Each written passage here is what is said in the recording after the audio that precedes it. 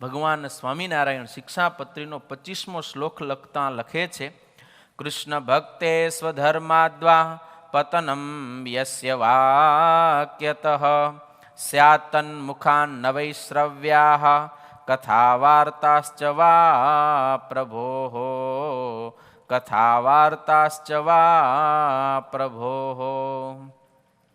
આ જ શ્લોકનું સદગુરુ નિત્યાનંદ સ્વામી ગુજરાતીની અંદર ભાષાંતર કર્યું છે. ત્યારે સ્વામી લખે છે, જેના વચનને સાંભળવે કરીને શ્રી કૃષ્ણ ભગવાનની ભક્તિ અને પોતાનો ધર્મ એ બે થકી પડી જવાય, તેના મુખ થકી ભગવાનની કથા વાર્તા ન સાંભળવી. શું ન સાંભળવું? બોલો, શું ન સાંભળવું?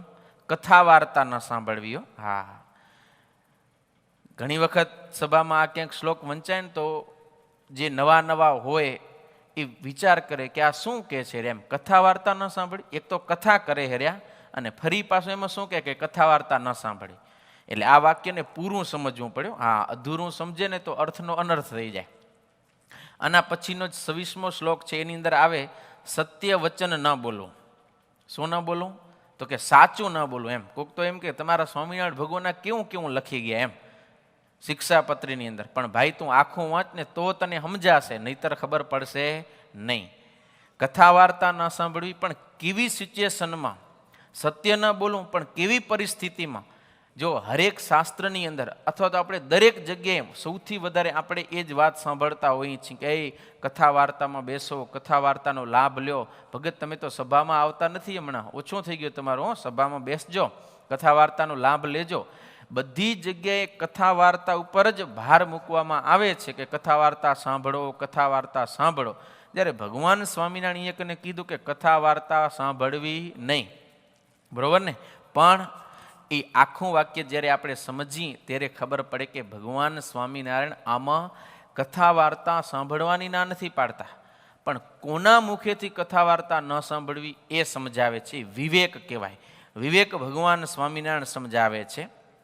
તો ખાસ કરીને જેના મોઢેથી આપણે કથા વાર્તા સાંભળી એ વક્તાના મુખની વાણી થકી આપણે જો સ્વધર્મ એટલે કે પોતાનો ધર્મ છે અને ભગવાનને વિશે આપણને જે ભક્તિ છે એમાંથી પડી જાય તો એના મુખ થકી ક્યારે પણ ભગવાનની કથા વાર્તા પણ સાંભળવી જોઈએ નહીં. હવે આમાં ખાસ કથા અને વાર્તા આ બે શબ્દનો પ્રયોગ થયો, તો આપણે એને સમજીએ કે કથા કોને કહેવાય અને વાર્તા કોને કહેવાય.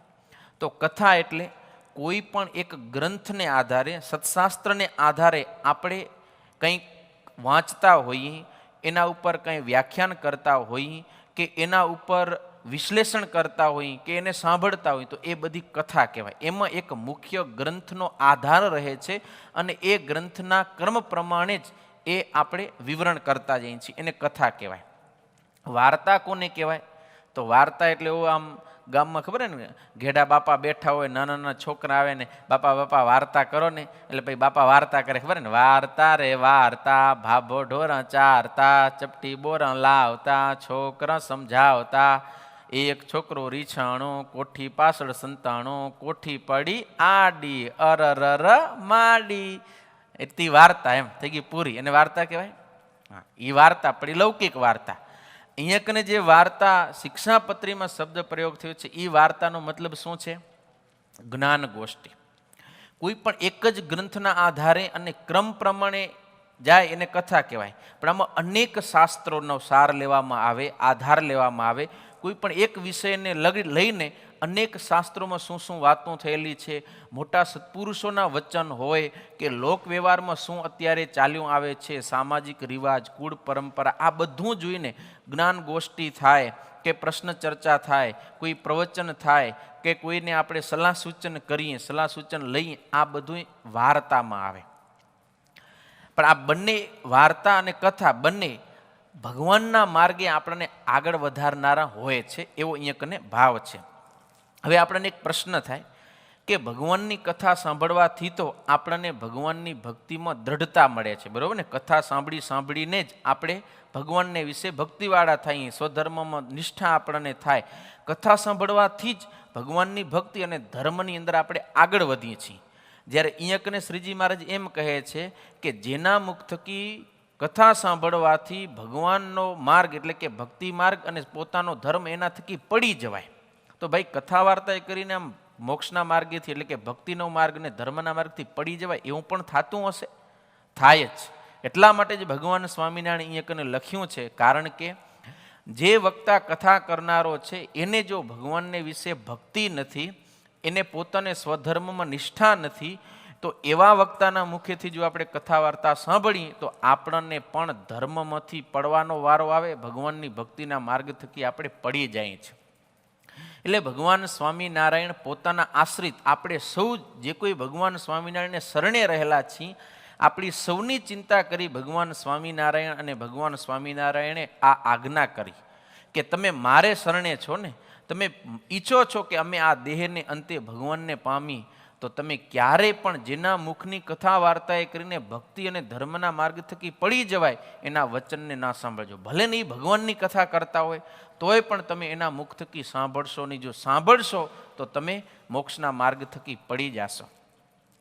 સતાનંદ સ્વામી આ શ્લોકની વ્યાખ્યા કરતાં સમજાવે છે કે જે વક્તાના મુખની વાણી આપણને ભક્તિ અને ધર્મથી પાડી નાખે છે એવા વક્તાની અંદર ધર્મ અને ભક્તિનું તત્વ હોય જ ક્યાંથી? હોય જ નહીં. માટે એવા જે હોય એના મુખ થકી ક્યારે પણ કથા વાર્તા ન સાંભળે. કારણ કે હૈયે હોય એ હોઠે આવે.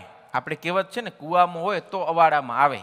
હવે વક્તાના હૃદયમાં જો ભગવાનને વિશે ભક્તિ હોય ને તો એના હૃદયમાંથી જે વાતો નીકળે, કથાના શબ્દો નીકળે, એ બધા ભક્તિસભર શબ્દો હોય કે એને જે કોઈ સાંભળે એને પણ ભગવાનમાં ભક્તિ જાગે.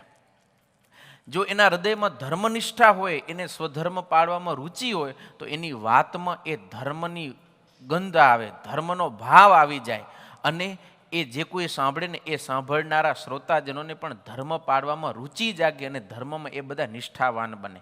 પણ પોતાને ધર્મમાં કંઈ આસ્થા ન હોય, ભગવાનને વિશે ભક્તિ ન હોય, ખાલી બસ એક આજીવિકા માટે કથા વાર્તા કરતા હોય અથવા તો માન સન્માનને મોટાઈ મેળવવા માટે કથા વાર્તા કરતા હોય, તો એવા વક્તાના મુખે કરીને જો કથા વાર્તા સાંભળી તો આપણું કોઈ દી કલ્યાણ ન થાય, ઉલટાનું નુકસાન થાય. એ મહારાજ આગળ વચનામૃતના આપણે પ્રમાણ લેશું એમાં શ્રીજી મહારાજ કહે છે. માટે જે વક્તાના હૃદયમાં ભક્તિ હોય, જ્ઞાન હોય, ધર્મ હોય, વૈરાગ્ય હોય, એવો જે નિયમશીલ પુરુષો હોય વક્તા, એના મુખ થકી જ આપણે ભગવાનની કથા વાર્તા સાંભળવી જોઈએ.